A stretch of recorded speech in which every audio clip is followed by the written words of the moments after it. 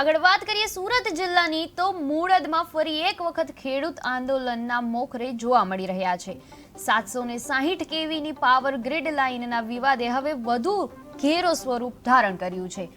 કચ્છના ખાવડાથી નવસારી સુધી નીચી ઊંચી જમીનમાંથી પસાર થતી વીજ લાઇનને લઈને ખેડૂતોનો વિરોધ છેલ્લા કેટલાય સમયથી ચાલી રહ્યો છે। જોકે હવે ખેડૂતોનો આક્ષેપ છે કે અમદાવાદથી નવસારી સુધી ઊભા કરાયેલા થાંભલાઓ બાદ પણ હજુ સુધી યોગ્ય વળતર ચૂકવાયું નથી। આ મુદ્દે ગુજરાત ખેડૂત સમાજના આગેવાનો અને સ્થાનિક ખેડૂતોની મહત્વની મીટિંગ સુરત જિલ્લાના મૂળદ ખાતે યોજાઈ હતી, જ્યાં ખેડૂત આગેવાનો અને જમીનધારકો ખુલ્લેઆમ લડી લેવાનો મૂડ ધરાવતા દેખાયા હતા।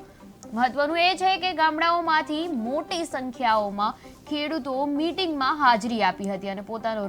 રોષ વ્યક્ત કરવામાં આવ્યો હતો। હવે જો વળતર નહીં મળે તો આંદોલન વધુ ઉગ્ર બનશે તેવી ચીમકી પણ ખેડૂતોએ ઉચ્ચારી છે। સુરત જિલ્લાના કીમ નજીક મૂળદ ગામે સુરત જિલ્લા ખેડૂત સમાજના નેજા હેઠળ ખેડૂતો મોટી સંખ્યામાં ભેગા થઈ રહ્યા છે।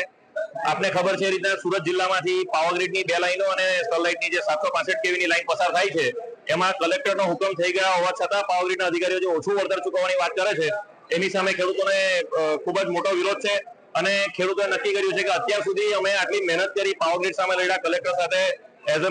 મેજિસ્ટ્રેટ મિટિંગો અટેન્ડ કરી અને જ્યારે અમને પરિણામ મળ્યું છે તો શા માટે અમને જે લખીને આપવામાં આવ્યું છે એ પૈસામાં પણ કટોતી કરવામાં આવે છે અને ઓછા પૈસા ચૂકવવાની વાત કરવામાં આવે છે। તો આના વિરોધમાં સૌ ખેડૂતો ભેગા થયા છે અને ખેડૂતોમાં એક માહોલ બની રહ્યો છે કે અત્યાર સુધી આપણે પાવરગ્રીડ, સ્ટરલાઇટ અને કલેક્ટર ઓફિસના આંટા મારતા હતા, પરંતુ સરકારની દાનત ખોટી હોય એવું પ્રતીત થઈ રહ્યું છે। ખેડૂતોને એવો અહેસાસ થાય છે કે સરકાર આમાં પૈસા આપવા નથી દેતી, માટે ખેડૂતોએ અત્યારે ગલતેશ્વરમાં પણ જે મીટિંગ થઈ હતી અત્યારે 10 વાગે સવારે, એમાં પણ નક્કી કર્યું હતું કે એમાં પણ નક્કી કર્યું છે કે જો અમારે જરૂર હોય તો સરકાર સામે લડવાની જરૂર હોય, સરકાર સામે પણ લડવા માટે અમે તૈયાર છે ને જે લડત સરકાર સામે ચાલશે એ પણ આ જ પ્રકારની ઉગ્ર લડત સરકાર સામે પણ ચાલુ રહેશે। સુરત જિલ્લાના કીમ નજીક મૂળદ ગામે સુરત જિલ્લા ખેડૂત સમાજના નેજા